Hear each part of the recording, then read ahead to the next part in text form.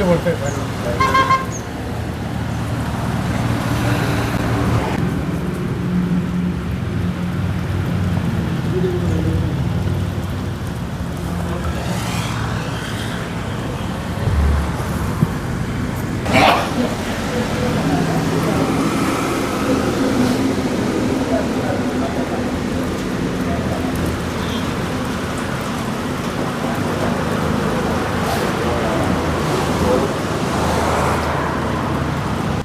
వాస్తు విజ్ఞానం స్వాగతం అండి. నేను ప్రభాకర్, వాస్తు ప్లానర్. నేను ఒక వాస్తు పరిశోధకుని. మనం ఇప్పుడు నంద్యాల పాణ్యంలో ఉన్నాము, కొత్తపల్లి సుబ్బరాయుడు గారి కార్ దగ్గర.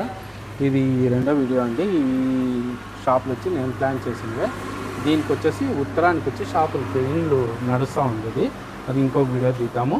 ఇక్కడికి నేను నంద్యాలకు విజిట్కి వచ్చిన చంద్రశేఖర్ వాళ్ళ ఇంటి దగ్గరికి వస్తూ దారిలో ఇక్కడ దిగినాను.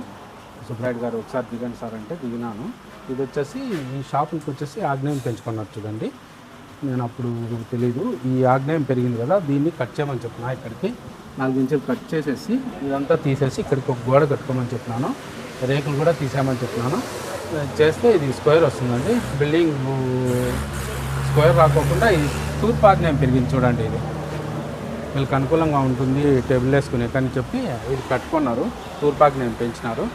ప్లాట్ అయితే ఇక్కడికే ఉందండి. ఇది ఈ ఖాళీ ప్లాట్ ఉందని చెప్పి చేసినారు.